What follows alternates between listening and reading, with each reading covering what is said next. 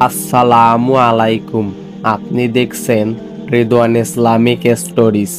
আজ আমরা জানব ইতিহাসের সবচেয়ে ভয়ঙ্কর জালিম শাসক ফিরআউন আর আল্লাহর প্রিয় নবী হযরত মুসা আলাইহিসসালামের কাহিনী।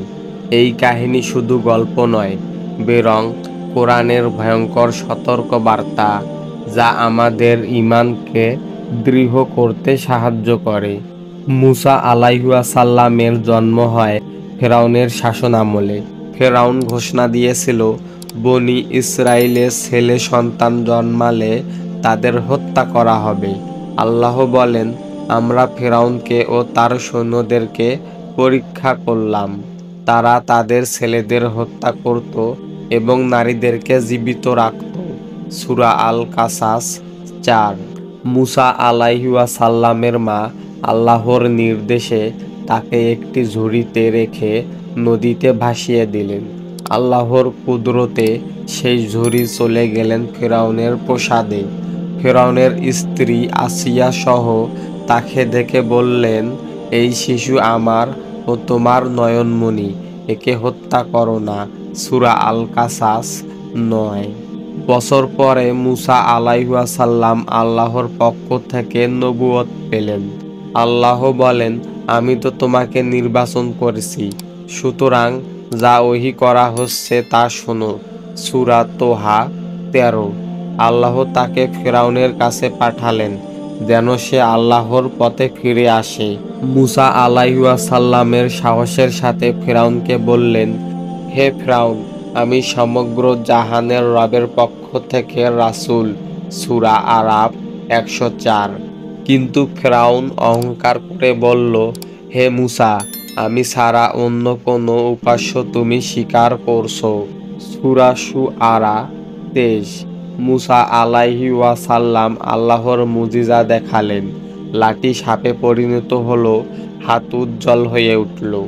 ফিরআউন জাদুকরদের ডেকে আনলো, কিন্তু যখন জাদুকরেরা সত্য দেখল, তারা সিজদায় লুটিয়ে পড়ল। তারা বলল, আমরা বিশ্বজাহানের রবের প্রতি ঈমান আনলাম, মুসা ও হারুনের রবের প্রতি। সূরা আরাফ 121 থেকে 122। ফিরআউন ক্রোধান্বিত হয়ে তাদেরকে হত্যা করল। অবশেষে আল্লাহ মুসা আলাইহিসসালামকে নির্দেশ দিলেন তার জাতিকে নিয়ে মিশর থেকে বেরিয়ে আসতে। ফিরআউন বিশাল বাহিনী নিয়ে তাড়া করল। সামনে সমুদ্র, পেছনে ফিরআউনের সৈন্য। তখন মুমিনরা ভয় পেল, কিন্তু মুসা আলাইহিসসালাম দৃঢ়ভাবে বললেন, কখনো না, আমার সঙ্গে আছেন আমার রব, তিনি আমাকে পথ দেখাবেন। সূরা আশ-শুআরা 62। আল্লাহ বললেন, তুমি তোমার লাঠি দ্বারা সমুদ্রকে আঘাত করো। সূরা আশ-শুআরা 63। ততক্ষণাৎ সমুদ্র বিভক্ত হয়ে গেল, প্রতিটি দিক থেকে পাহাড়ের মতো দাঁড়িয়ে রইল। বনি ইসরাইল নিরাপদে পার হয়ে গেল। ফিরআউন তার বাহিনী নিয়ে ঢুকতেই সমুদ্র তাদেরকে গ্রাস করল। শেষ মুহূর্তে ফিরআউন চিৎকার করে বলল, আমি ঈমান আনলাম, মুসা ও হারুনের রব ছাড়া আর কোনো উপাস্য নেই। সূরা ইউনুস 90। কিন্তু তখন আর কোনো লাভ হলো না। আল্লাহ বললেন, এখন, অথচ এর আগে তুমি অবাধ্যতা করেছিলে এবং ছিলে বিপদগামীদের অন্তর্ভুক্ত। সূরা ইউনুস 91। প্রিয় ভাই ও বোনেরা, ফিরআউনের কাহিনী আমাদেরকে শিক্ষা দেয়, ক্ষমতা, ধন, বাহিনী কোনো কিছুই মানুষকে রক্ষা করতে পারে না। শুধু ঈমান আর সৎ কাজেই পারে আল্লাহর আযাব থেকে বাঁচাতে।